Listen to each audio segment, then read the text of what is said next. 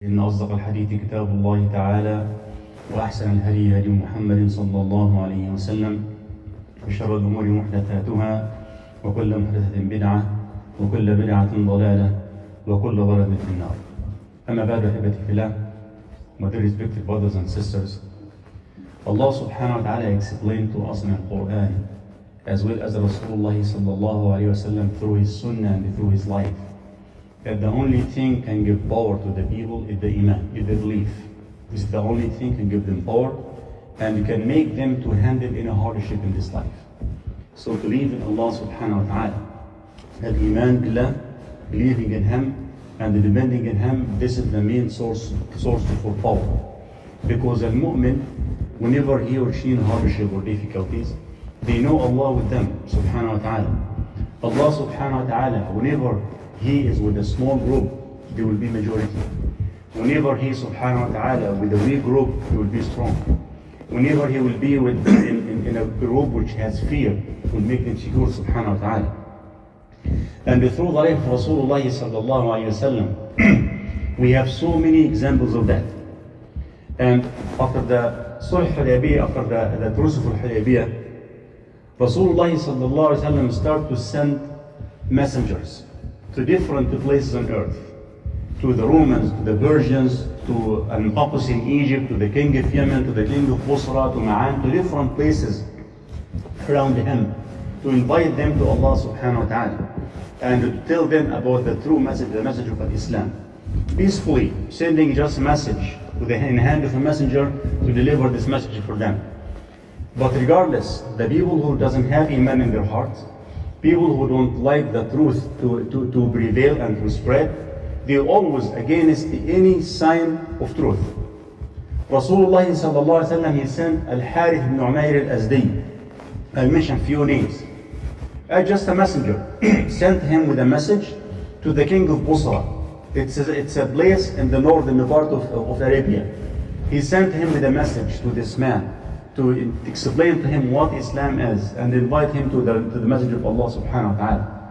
But in the way, Shurahbil ibn Amr al-Ghassani, the king of Ghassan, he stopped him, a messenger, a postman, and he killed him for no reason. What crime he committed? Nothing, just carrying a message and went to deliver it to a person. So Shurahbil, he stopped him in the way and he killed him for no reason. And it was a great shame and a great crime. And it's always a test. A great crime and a great shame to kill a messenger. Just a person bring a message for you that what crime he has to deserve to lose his life. And Rasulullah also, he sent Amr ibn Ka'b al-Ghifari, another companion of Rasulullah's companions, and with another 15 companions to Ash-Sham, to Syria and Jordan and Palestine, that area called Ash-Sham, just to invite people to explain to people what Islam is, just to explain what Islam is, just to civilian, safe, secure, nothing with them. Just went all the distance from Medina, thousands of kilometers north to go to Ash-Sham and invite people to Allah subhanahu wa ta'ala or explain to people what Islam is. When they reached Ash-Sham, that the Romans surrounded them and they killed all of them. But Amr was able to escape and went back to Medina and he told Rasulullah what happened. What crime they committed? Nothing. They just went with a message in their heart to deliver it to people. This is Islam. If you like to accept it, accept it. If you don't, you don't. And Rasulullah sallallahu alaihi wasallam, when there is a place called Jordan, till now it's still there, it's called the Ma'an. This was a special, it was a separate, like separate country in those days. The Wali of Ma'an, Farwa ibn Amr al-Juzami, he converted to Islam. He found the religion, he believed in it, and he became Muslim. Freedom of religion. It is for everyone, and this is what Islam guarantees for every person, the freedom of religion. So Farwa ibn Amr al-Juzami, he became Muslim. And in Ma'an, yes, it was a separate place, but under the ruling of the Romans. Heraclius, the king of the Romans, sent to him and invited him and told him to return back, leave Islam and go back to religion. But Farwa refused. So Heraclius killed him. So you see, all this happened after Rasulullah made the Truce of Hudaybiyah in the 6th year of Hijrah, he sent these messages for people just to explain them what Islam is. They didn't force anybody to Muslim to become Muslim. The Quran clearly said there is no compulsion in religion. لا إكراه في الدين. But you see that this event after event, sad event after sad event, hardship after hardship, and all this happened in few days. So when this happened, the Heraclius and the people of the Romans and the Wali Ghassan, all of them in those days representing one force, the force of the Romans. Because Al-Ghassasina were a huge forces, yes, but they were allies to the Romans in those days. So Rasulullah sallallahu alayhi wasallam, he gathered his army because those people who were killed, who were betrayed, and they killed for no sin and for no reason, that he prepared an army sallallahu alayhi wasallam to take revenge for them. And he prepared one of the biggest army to that point in the 8th year of Hijrah. Today we are in the month of Rabi' al-Akhir. Next month, Jumad al-Ula. It wasn't the month Jumad al-Ula in the 8th year of Hijrah. Rasulullah prepared an army, and which was 3,000 people. This was the biggest army to that point Muslims were able to prepare. And he told them what, sallallahu alayhi wa sallam, when he sent them to go and talk to the people who killed all those companions for no reason. He told them, "Udi'uhum al-Islam." Go and teach them what Islam is. Educate them what Islam is. Tell them about Islam. Regardless, they killed all those companions, but Islam, as I said, Islam cared about life. So Rasulullah sallallahu he sent them. And he told them, as you know in Islam, there are ethics of war. Even in war, there is ethics, there is etiquettes. Islam teaching us that. Rasulullah sallallahu he told them, "Ughzu bismillah, fi sabilillah. من كفر بالله اغزوا ولا تغدروا ولا تغلوا ولا تقتلوا وليدا ولا امرأة ولا شيخا ثانيا ولا معتزلا بصومعة ولا تقطعوا شجرة ولا نخلا ولا تهدموا بناء." This was the orders of Rasulullah sallallahu alaihi wasallam to the army when they are going to fight. He told them, "Go in the name of Allah. Go for the path of, in the path of Allah subhanahu wa ta'ala. Go fight and don't betray." لا تغدروا. Betraying is completely forbidden in Islam. Don't betray. ولا تغلوا. Don't usurp the property of anyone. ولا تقتلوا شيخا ولا امرأة ولا وليدا. Don't kill a child or a woman or an old man or somebody who secluded himself in a place of worship to worship whatever he's worshipping. Don't kill those people. Don't cut a tree. And don't even destroy a building. These were the manners Rasulullah sallallahu alayhi wasallam taught Muslims when they were going out for a fight. Fighting the people who killed all these companions for no reason, as Rasulullah explained here. So Rasulullah sallallahu he prepared those 3,000 people. And he gave them 3 different leaders. Zayd ibn Haritha, Ja'far ibn Abi Talib, Abdullah ibn Rawaha. One after another. If this one died, the second one, it died, the third one. And they went, and when they reached close to the place of Al-Ghassasina, they found the army prepared for them was 200,000. There is no comparison. If you want to talk about the ratio, that means each one will be against about 66. There is no ratio. But as I said in the beginning, when Allah subhanahu wa ta'ala with a group, it doesn't matter how small they are, how primitive and small kind of equipment they have, Allah subhanahu wa ta'ala gives them the power and the victory. وَمَا النَّصْرُ إِلَّا مِنْ عِنْدِ اللَّهِ. Victory only from Allah subhanahu wa ta'ala. So Rasulullah when he sent them and they found this number, they didn't expect to have this huge number against them. They stayed for 2 nights that consulting each other, a shura, which Rasulullah told the Ummah about it, that whenever there is a matter, to discuss among yourselves and to discuss together to reach the right point and the right opinion. And they were discussing, should we go back or continue? Then Abdullah ibn Rawaha, he finalized this debate or this discussion. And actually, when you think about it, Al-Iman, the one that talks here, Al-Iman, it was the third one that talked here. He told them, يا قوم إن لا تكرهون لا تخرجوا تطلبون. What you are afraid of now is what you get out for, الشهادة. And he said, فوالله ما نقاتلهم بعدد ولا قوة ولا كثرة وإنما نقاتلهم بهذا الدين الذي أكرمنا الله به فانظر في سبيل الله. He said, we are not fighting them, we are not going to depend on number or power or any equipment. We depend on this religion, on this deen, on Allah subhanahu wa ta'ala, on the deen which Allah subhanahu wa ta'ala honored us with. He said, فانظر على بركة الله, then go في سبيل الله سبحانه وتعالى. This was the thing or the statement that finalized this debate and this discussion among the Sahaba. But the main thing here I want to focus on is the consultation amongst them, the shura, which Islam taught us to have always whenever we have any matter. Then Rasulullah was in Medina, and long distance between him and the battlefield. And Rasulullah was describing to the people in Medina what is going on. Then the battle started and it was very aggressive. You can imagine that 3,000 against 200,000.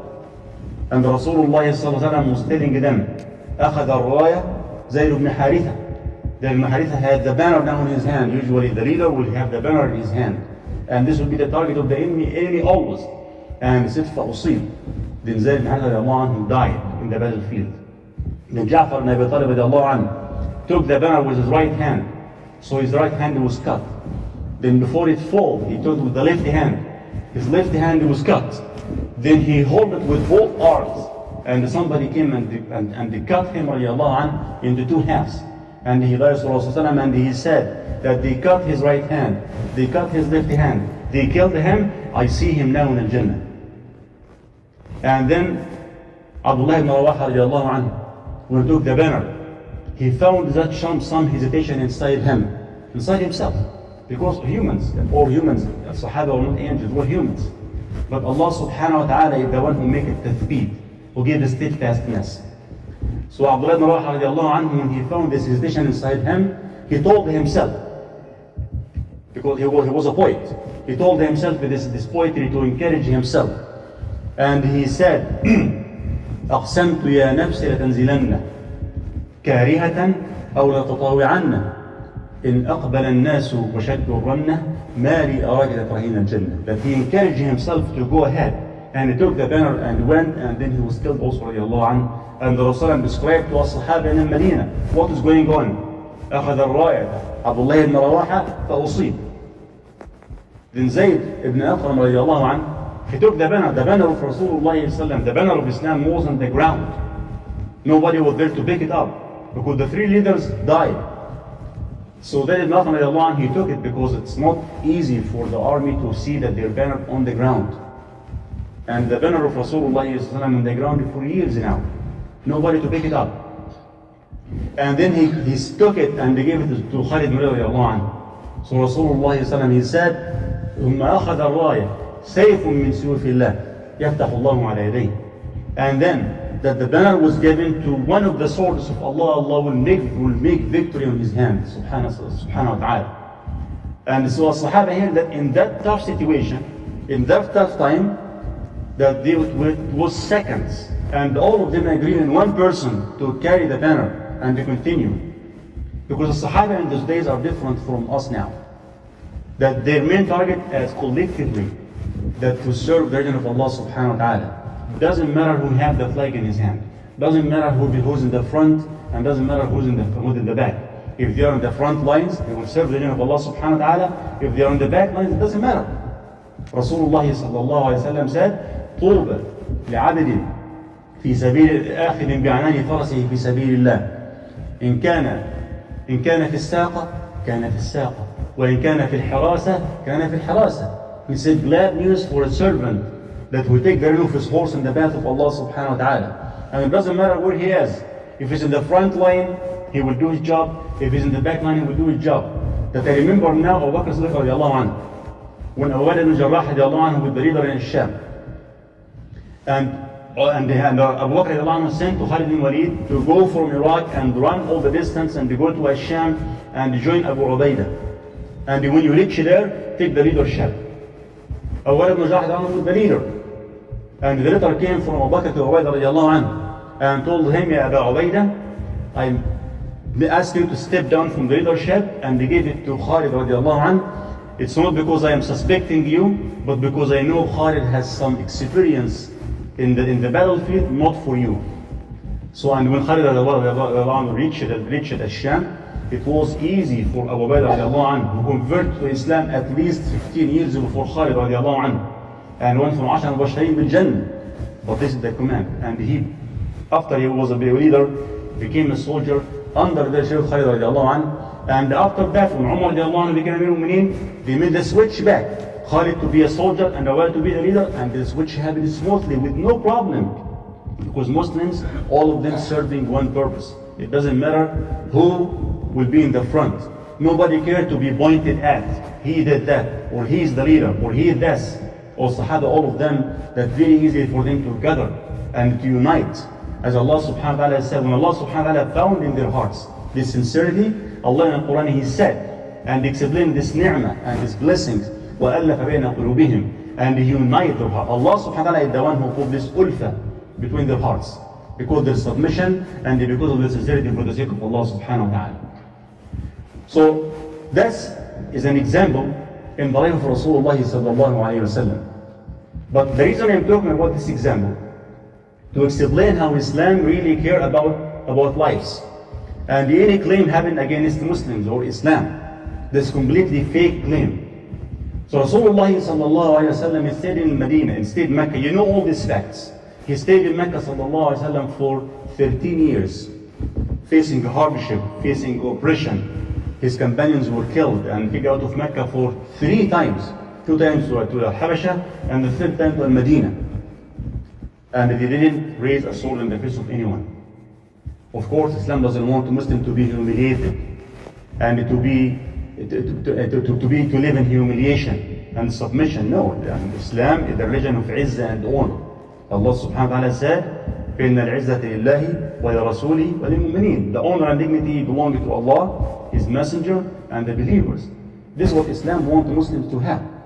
So, but during the 10 years after that, when he went to Al-Madinah, sallallahu alayhi wa sallam, so many continuous 10 days.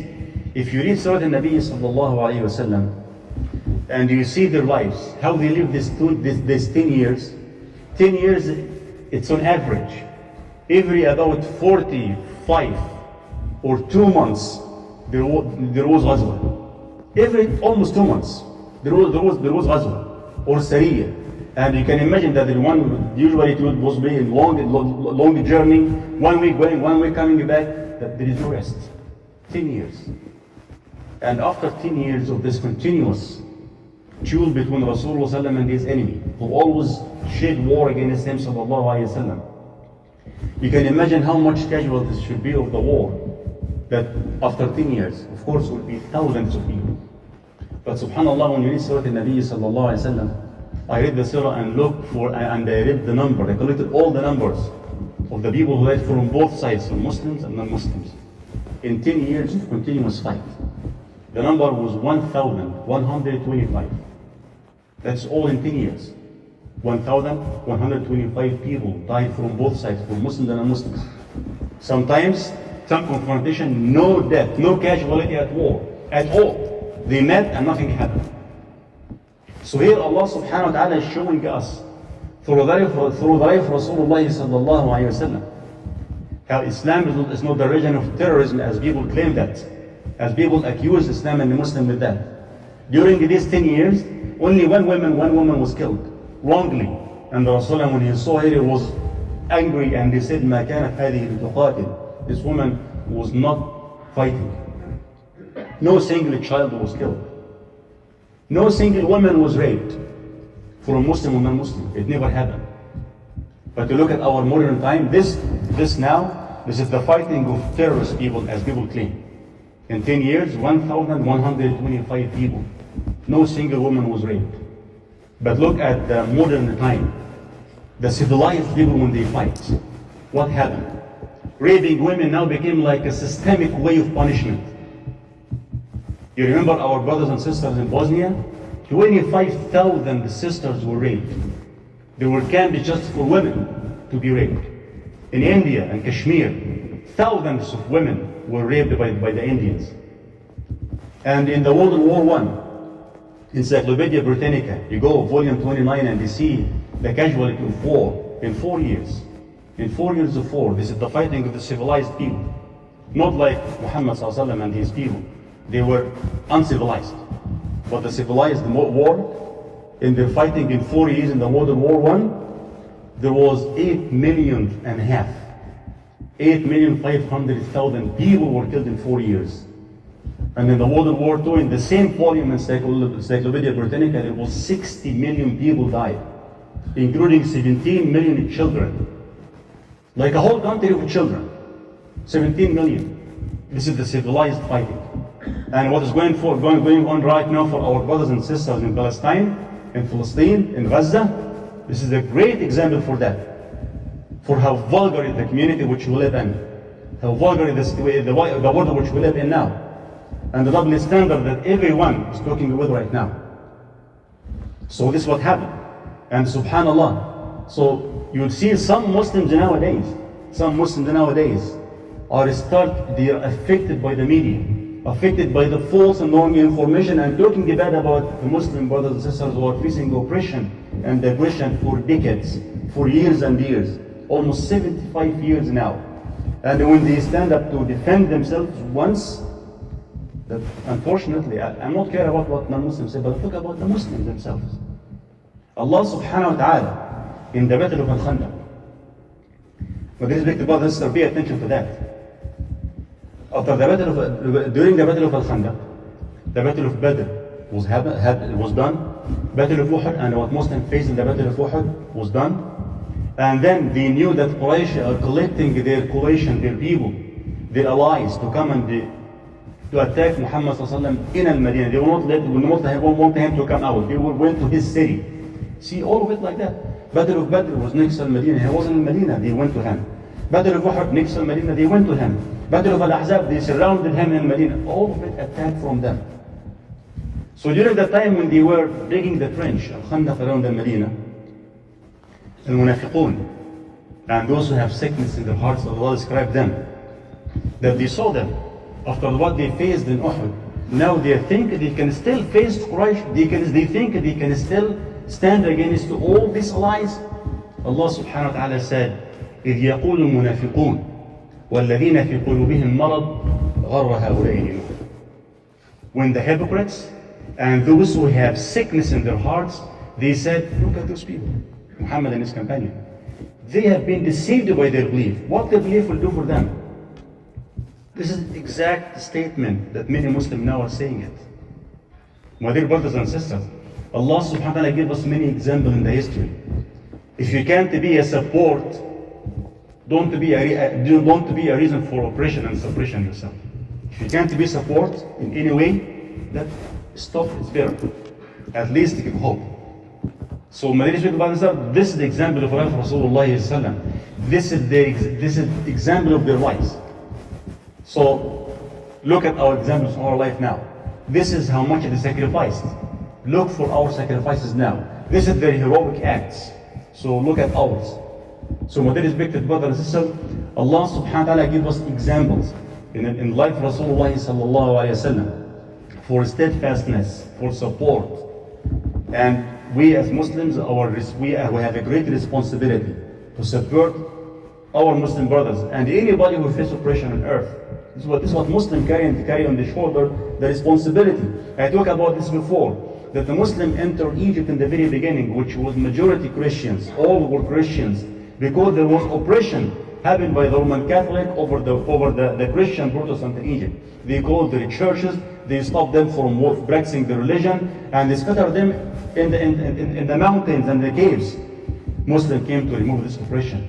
They went fighting the Roman Catholic, and when they defeated them, they bring the Protestant back to their churches to practice their religion, and they left Egypt and went back to Medina. Only 83 of them stayed in Egypt. This is facts which we didn't learn in the history that they taught us in our schools. So, my dear respected brothers and sisters, Islam is the religion of honor, is the religion of dignity, religion that cares about lives, cares about the blood. May Allah subhanahu wa ta'ala guide us to the straight path and give us better understanding. وأقول قولي هذا وأستغفر الله لي ولكم.